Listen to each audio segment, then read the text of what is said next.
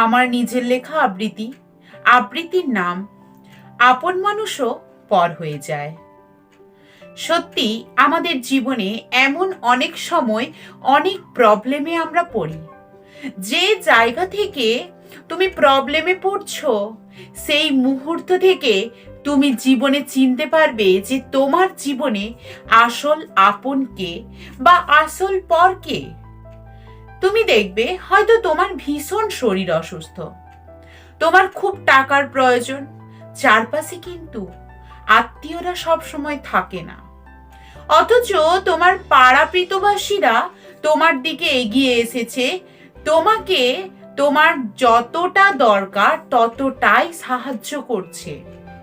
কেউ কেউ আবার দেখবে যে টাকা পয়সা দিতে পারেনি, অথচ সে তার সময় দিয়ে, তার নিজের শরীরের সমস্ত ক্ষমতা দিয়ে সে কিন্তু তোমাকে করছে।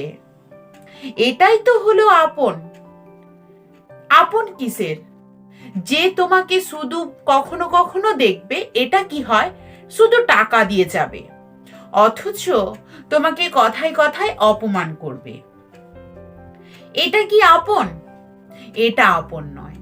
বা কখনো দেখবে তুমি তোমার অসুস্থতার সময় বা খারাপ সময়গুলোতে তুমি কোনো আত্মীয়কে কাছে পাচ্ছ না, এটাও কি তোমার আপন? এটাও তো আমার আপন নয়। আর আপন মানুষ চেনা যায় শুধুমাত্র তোমার অসময়ে, মানে তুমি যে সময় জীবনে অনেক প্রবলেমে পড়েছো, যে সময়গুলোতে তুমি ওই প্রবলেম থেকে বেরোতে পারছো না, সেই সময়গুলোতেই মানুষকে বোঝা যায় কে তোমার আপন আর কে তোমার পর। শুধুমাত্র রক্তের সম্পর্ক থাকলেই কিন্তু আপন হওয়া যায় না, বা আত্মীয় স্বজনেরাই যে শুধু আপন হবে এটাও কিন্তু কোনো কথা নয়। কিছু ক্ষেত্রে দেখবে আমাদের জীবনে এমন কোনো বন্ধু থাকে যারা আমাদের দেখবে অনেক বড় বয়সে তোমার সাথে বন্ধুত্ব হয়েছে, বা তোমার সঙ্গে 1 কি 2 বছরের বন্ধুত্ব, অথচ তারা এতটা বেশি তোমার কাছের হয়ে ওঠে, তুমি দেখবে তাদেরকে ছাড়া তুমি ভাবতে পারছো না কোনো কিছু। সে তোমার সাথে 1 2 দিন কথা না বলে থাকতে পারছে না। শুধু যে প্রেমের সম্পর্কে এটা ঘটে এটাও কিন্তু নয়। এটা হলো আন্তরিকতা বা ভালোবাসা, স্নেহ, মায়া, মমতা, এগুলোই তো জড়িয়ে আছে আমাদের জীবনে। এইগুলো ছাড়া কি আর জীবন চলে? আমাদের পৃথিবীর যে আজকে যে এইভাবে চলছে, এই যে চলমান গতি, এই গতির মধ্যে কিন্তু প্রেম ছাড়া চলে না। কেননা প্রেম এমন একটা জিনিস যেটার দ্বারা আমাদের পৃথিবী চলে, অর্থাৎ ভালোবাসা হলো একটা শক্তি। কিছু মানুষকে তুমি যতই ভালোবাসা দাও না কেন, সে কিন্তু তোমার প্রবলেম বুঝবে না, সে শুধু তোমার কাছ থেকে নিয়েই যাবে, অথচ তোমার কোনো প্রবলেমে বা কোনো দরকার হলে তোমাকে কোনো কিছুই সে দিতে চাইবে না, আর শুধু তোমাকে এড়িয়ে যেতে চাইবে, তোমাকে কাটিয়ে যেতে চাইবে। এটা তো স্বাভাবিক, তুমি তাকে প্রথম থেকে দেখেই বুঝতে পারবে। কিন্তু কিছু সময় আমরা অন্ধ ভালোবাসার জন্য সেইগুলো বুঝেও যেন বুঝে উঠতে পারি না, বা বুঝে উঠতে আমরাও চাই না। এবারে দেখো তুমি কিভাবে বুঝবে কে তোমার আপন বা কে তোমার পর। সেটা তুমি কিন্তু নিজে একটুখানি যদি বুদ্ধি খাটাও, দেখতে পাবে বা বুঝতেই পারবে যে এ তোমার আপন আর এ তোমার পর। কেননা দেখবে তুমি অনেক সময় কিছু প্রবলেমে না পড়েও তুমি তাকে অপর দিকের মানুষটাকে বোঝাও যে আমার এটা ভীষণ প্রবলেম, তুমি তখনই দেখবে সে তোমাকে কাটিয়ে যেতে চাইছে বা সে তোমাকে এড়িয়ে চলছে। তুমি তখনই বুঝে যাবে যে সে তোমার কাছে কতটা আপন। দেখবে কিছু মানুষ যারা প্রেম করে তাদের মধ্যে অনেকে থাকে ভীষণ স্বার্থপর, নিজের স্বার্থ ছাড়া কিচ্ছু বোঝে না। অপর দিকের মানুষটা যতই ভালোবাসা দিক, যতই স্নেহ দিক, যতই ভালোবাসা, যতই মায়া মমতা দিক না কেন, সে নিজে কিচ্ছু বোঝে না। শুধুমাত্র পাওয়ার আশাতে তোমার কাছ থেকে তোমাকে ভালোবাসার ভান দেখায়, আর কিছু না। তুমি তখনই বুঝবে সে তোমাকে কতটা ভালোবাসে। আসলে আমাদের জীবনে এমন কিছু ঘটে যায়, আমরা বুঝেও সেটা কিন্তু বুঝতে চাই না, কেননা ওই যে ভালোবাসা অন্ধ। দেখবে, আমরা বুঝতে পারি এই মানুষটা আমাকে ঠকাতে চাইছে, সে আমার কাছে থাকতে চায় না, তবু কিন্তু আমরা কখনো কিন্তু ছেড়ে যেতে পারি না। আর তুমি কিভাবে বুঝবে সে তোমার সাথে সারা জীবন থাকতে চায় কিনা? তুমি দেখবে, যখনই তুমি তার কাছে তোমার বিয়ের নিয়ে কথা বলবে, সে কিন্তু এড়িয়ে যাবে, অথবা তোমাকে এমন ভাবে দোষারোপ করবে যে তুমি বিয়ে করতে চাওনি আমাকে, এমন ভাবে বলবে যেন সত্যি তোমারই দোষ।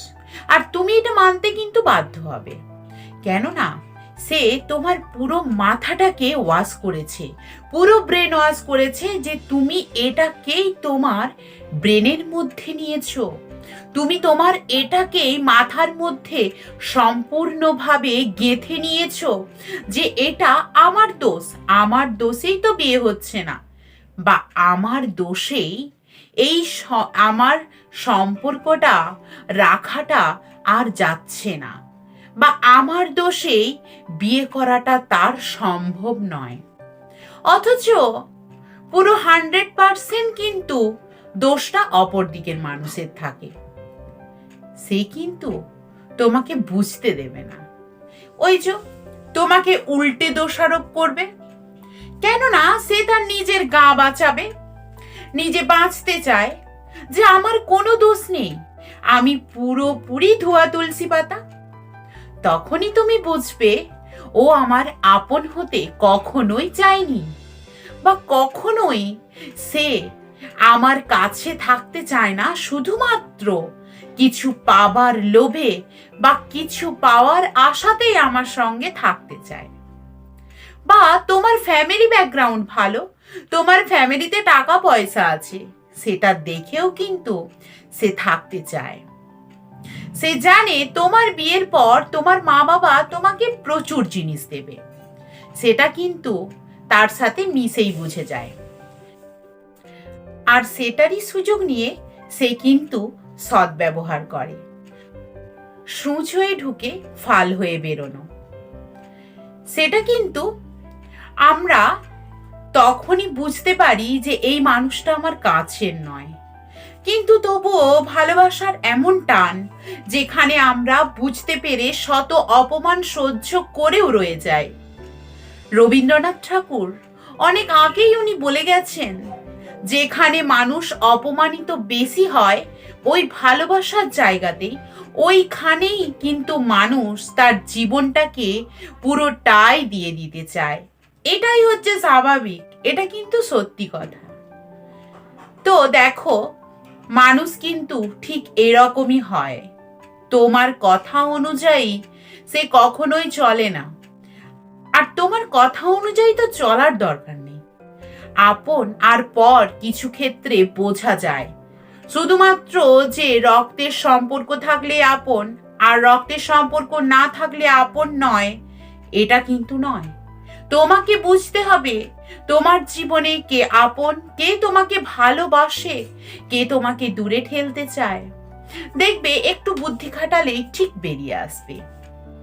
আর এই আপন পরের সম্পর্ক কখনো রক্তের সম্পর্ক নয়, সব সময় আসে ভালোবাসার সম্পর্কে, সব সময় আসে যে তোমাকে করবে, যে তোমার ভালো মন্দ বুঝবে, সেই মানুষটাই তো আপন।